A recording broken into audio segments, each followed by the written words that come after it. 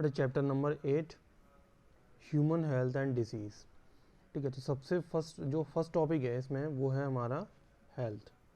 ठीक है, अब देखिए हेल्थ बेसिकली होता क्या, the condition of being sound in a body. Means देखिए यहाँ पर क्या है, साउंड इन अ बॉडी। जब बॉडी में साउंड या साउंड का जो मीन्स होता है वो होता है मीन्स फ्री फ्रॉम डिसीज़। ठीक है, मीन्स एक साउंड इन अ बॉडी का अगर मीन्स समझें तो ये बेटा रिप्रेजेंट करता है एक हेल्दी बॉडी को, माइंड और spirit, specially freedom from physical disease और पेन। ठीक है, अब सपोज करो ये इस तरीके से समझ सकते हैं कि बॉडी में साउंड कब आता है, जब बॉडी अंदर से क्या हो, बल्कि ना हो, ठीक है, एकदम फ्री हो। ठीक है, तो उस टाइप की बॉडी को क्या बोला जाता है यहाँ पर, हेल्दी बॉडी। नेक्स्ट है, in ancient day it is considered as a state of body and mind with balance of humors asserted by Greek and Indian Ayurveda system। अब देखिए Greek and Indian Ayurveda system ने क्या बताया था, humours के बारे में बताया था। ठीक है, जो बेसिकली क्या करता है, एक हेल्दी बॉडी को रिप्रेजेंट करता है। अब देखिए it was believed person with black bile. तो बेटा ह्यूमर्स में से एक क्या होता है, हमारा ब्लैक बाइल होता है, belong to hot personality and would have fever। Next है humors, four distinct bodily fluid, excess or deficiency of bodily fluid in individual person directly influences temperature and health। तो हमारी बॉडी में क्या होते हैं, 4 humours होते हैं। ठीक है, मीन्स 4 फ्लूइड होते हैं जिसकी एक्सेसनेस और डेफिशिएंसी ये बेटा यही रिप्रेजेंट करती है एक हेल्दी बॉडी को या एक अनहेल्दी बॉडी को। अब देखिए 4 ह्यूमर्स, सबसे फर्स्ट है इसमें, मींस फर्स्ट है हमारा ब्लैक बाइल, सेकंड है येलो बाइल एंड थर्ड है हमारा फेल्जम एंड फोर्थ ब्लड। फेल्जम जानते ही हो, ये बेसिकली बलगम होता है और ये हमारे लंग्स में स्टोर हो जाता है। जब किसी के लंग्स में इसकी क्वांटिटी ज़्यादा हो जाती है तब ये क्या करता है, एक अनहेल्दी बॉडी को रिप्रेजेंट करता है।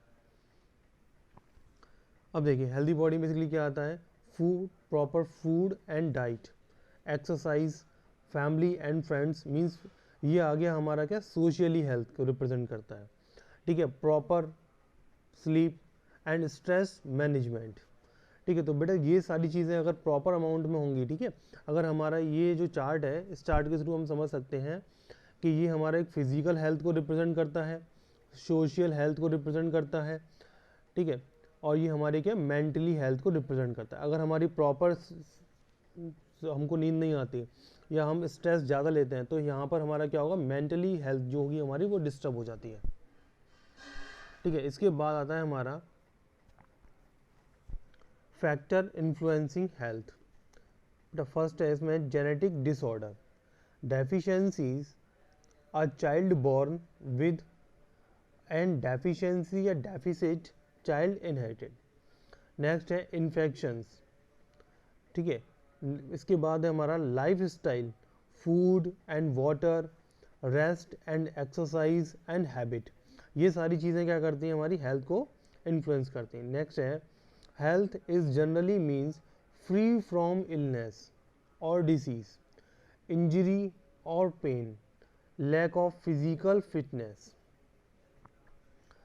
Health can be defined as a state of complete physical, mental and social well-being. Healthy people are efficient at work, which increase productivity and bring economic prosperity। जो बेटा हेल्दी पीपल जो होते हैं वो क्या करते हैं, प्रॉपर मीन्स कंटिन्यू वर्क करके क्या करते हैं, वो प्रोडक्टिविटी को इंक्रीज, ठीक है, और इकोनॉमिक जो प्रॉस्पेरिटी होती है उसको भी क्या करते हैं, ये बनाए रखते हैं। ठीक है, नेक्स्ट है health increase longevity of people and reduce infant and mental mortality. तो जो हेल्थ होती है वो क्या करता है, मीन्स ठीक है, इन्फेंट और जो चाइल्ड बर्थ जो होती है या मदर डेथ जो होती है, चाइल्ड डेथ और मदर डेथ जो होती है उसको क्या करता है, ये कम करता है। इसके बाद आता है हमारा characteristic of good health. Importance characteristic of person having good health. First है इसमें free from sickness and disease, second free from unnecessary anxiety, third है free from social and physiological tension, self confidence, feeling joy in living, last है ability to work efficiently and at its best. तो बेटा ये सारी condition होती है जो healthy people होता है उसके अंदर हमें ये सारी एबिलिटी देखने को मिल जाती हैं। नेक्स्ट है डिसीज। अब देखिए हमने हेल्थ डिस्कस कर लिया। अब हेल्थ के बाद जो अपोजिट है टोटली उसका, वो होता है हमारा क्या, disease. Any condition which interferes with normal functioning of the body and impairs the health is called disease। तो बेटा डिसीज जो होता है बेसिकली टू टाइप्स का होता है, एक होता है हमारा कॉन्जेनिटल डिसीज और सेकंड होता है हमारा एक्वायर्ड डिसीज। जो कॉन्जेनिटल डिसीज होता है ये क्या होता है, इनबॉर्न डिसीज होता है या जेनेटिकली इनहेरिटेड डिसीज। ठीक है, याद रखना कॉन्जेनिटल डिसीज जो होता है वो क्या होता है, इनबॉर्न डिसीज होता है एंड जेनेटिकली इनहेरिटेड होता है। और जो हमारा एक्वायर्ड डिसीज होता है ये बेसिकली क्या होता है, आफ्टर बर्थ मीन्स जन्म लेने के बाद हमें एटमॉस्फेयर से मिलता है। ठीक है, और ये क्या होता है, नॉन इनहेरिटेबल होता है। इसकी मीन्स इनहेरिटेंसी एक जनरेशन से दूसरी जनरेशन में नहीं होगी। लेकिन कॉन्जेनिटल की जो, ठीक है, कॉन्जेनिटल जो होता है ये क्या होता है, इनहेरिटेड होता है। ये मीन्स अगर एक जनरेशन में है तो बेटा उसकी जो आगे जनरेशन जो भी आने वाली है उसकी, उन सभी जनरेशन में क्या होगा, ये डिसीज जो होती है वो स्प्रेड होती जाती है। अब देखिए सबसे फर्स्ट है हमारा congenital disease due to gene mutation. जैसे एग्जांपल आ गया इसमें हीमोफीलिया, कलर ब्लाइंडनेस। तो ये सारी डिसीज जो होती हैं ये क्या होती हैं, कॉन्जेनिटल होती हैं, जो जीन की वजह से होती हैं। और ये डिसीज जो होता है वो किसकी वजह से होता है, फीमेल कैरियर की वजह से या रिसेसिव जीन की वजह से। ठीक है, इसके बाद आता है नेक्स्ट है disease due to chromosomal mutation. अब जो क्रोमोसोम में म्यूटेशन हो जाता है उसकी वजह से क्या होता है, डाउन सिंड्रोम, क्लीनफेल्टर सिंड्रोम, ठीक है, कैट क्राई सिंड्रोम। ये डिफरेंट टाइप्स के जो सिंड्रोम होते हैं वो किसकी वजह से होते हैं, क्रोमोसोमल म्यूटेशन की वजह से। और जीन की वजह से क्या होता है, हीमोफीलिया एंड कलर ब्लाइंडनेस। तो बेटा ये था हमारा कॉन्जेनिटल डिसीज। नेक्स्ट है इसमें acquired disease. Acquired disease basically क्या होता है, ये होता है कम्युनिकेबल। मीन्स जब कोई भी पर्सन बात करता है तो उसके माउथ से या उसकी नोज से, ठीक है, जो ड्रॉपलेट्स के थ्रू क्या होता है, ये स्प्रेड होता है इसके। ठीक है, कम्युनिकेबल। और infectious disease means air, water, food, physical contact और वेक्टर। वेक्टर कौन होते हैं, bacteria, virus, protozoa, helminths, fungus etcetera. तो ये इनके थ्रू क्या होता है, ये डिसीज क्या होती हैं, मीन्स एक पर्सन से दूसरे पर्सन में क्या होती हैं, ये ट्रांसफ़र होती हैं। नेक्स्ट है नॉन कम्युनिकेबल और non infectious disease. Deficiency disease जैसे डायबिटीज़। ठीक है, इसके बाद आता है हमारा डिजनरेटिव डिसीज जिसको बोलते हैं हम क्या, अर्थराइटिस। नेक्स्ट है कैंसरस एंड एलर्जिक डिसीज। इसमें आ जाता है एलर्जिक डिसीज में अस्थमा। तो ये बेसिकली जो होता है ये किसी पर्टिकुलर पर्सन को होता है और ये क्या होता है, कम्युनिकेबल नहीं होता। ठीक है, और जो कम्युनिकेबल होता है, ठीक है, जिसमें आ जाता है कि हमारा जो मीन्स फीवर होता है, ठीक है, कफ होता है, ये सारी चीज़ें किस में आ जाती है, हमारी कम्युनिकेबल में। और जो नॉन कम्युनिकेबल है उसमें आ जाती है हमारी डायबिटीज़ है, अर्थराइटिस है, कैंसर है, ठीक है, और अस्थमा। इसके बाद है हमारा common disease in human. Any substance which cause a disease by its excess और डेफिशिएंसी और absence are called disease agent. ठीक है, सपोज करो कि कोई ह्यूमन है, ठीक है, ह्यूमन के अंदर अगर किसी चीज़ की एक्सेसनेस हो जाए या उसकी कमी हो जाए या वो एब्सेंट हो जाए, ठीक है, तो क्या होगा उसको डिसीज़ उसको कंफर्म हो जाएगा। ठीक है, डिसीज़ उसको डेफिनेटली होगा ही होगा। इसके बाद है organism belong to bacteria, virus, fungi, protozoans, helminths etcetera which cause disease are called pathogen.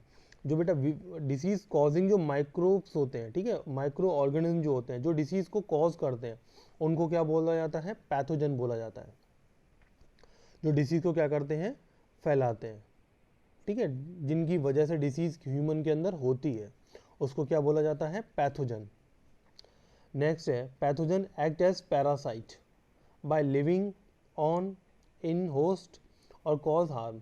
तो बेसिकली पैथोजन जो होते हैं वो किसकी तरह काम करते हैं, एक पैरासाइट की तरह, ठीक है। ये बेसिकली क्या होते हैं, या तो होस्ट के आउटर बॉडी पर, ठीक है, या होस्ट के अंदर प्रेजेंट होंगे, ठीक है, और उसको क्या करते हैं, ये हार्म क्रिएट करते हैं, ठीक है, उसको ये नुकसान पहुंचाते हैं। नेक्स्ट है once entered into host body it multiply and interfere with normal vital activity. ये बेसिकली क्या करते हैं, जो पैथोजन जो होते हैं अगर ये होस्ट की बॉडी में एंटर कर जाते हैं तो वहाँ पर क्या करते हैं, ये मल्टीप्लाई करते हैं, मीन्स अपने नंबर को बढ़ाते हैं, और उसकी जो नॉर्मल वाइटल एक्टिविटी होती है उसको क्या करते हैं, ये डिस्टर्ब करते हैं, जिसकी वजह से क्या होता है, मॉर्फोलॉजिकली एंड फंक्शनली, ठीक है, वो उसके जो बॉडी पार्ट होता है, ठीक है, जिस बॉडी पार्ट को इन्फेक्ट करते हैं वो क्या होता है, धीरे धीरे डैमेज होना स्टार्ट हो जाता है। Pathogen after enter into the host adapt itself based on the environment. बेटा जो पैथोजन होता है एंट्री के बाद, ठीक है, फिर जो होस्ट जो होता है उसके मीन्स जो एनवायरनमेंट जो होता है उसके अकॉर्डिंग ये क्या करते हैं, अपने आप को एडजस्ट कर लेते हैं, ठीक है। इसके बाद नेक्स्ट है pathogen entering gut should survive at low pH to resist digestive enzyme. ठीक है, पैथोजन जो होते हैं वो basically pathogen enter gut should survive at low pH. तो जो पैथोजन जो होते हैं ये बेसिकली सर्वाइव कर सकते हैं, लो पीएच में भी क्या कर सकते हैं, ये सर्वाइव कर सकते हैं, ठीक है। और जो हमारे डाइजेस्टिव एंजाइम जो होते हैं वो भी इनको कभी कभी क्या होता है, मीन्स फिनिश नहीं कर पाते, ख़त्म नहीं कर पाते। तो रीज़न क्या है, क्योंकि ये क्या होते हैं, लो पीएच में भी एक्टिव रहते हैं।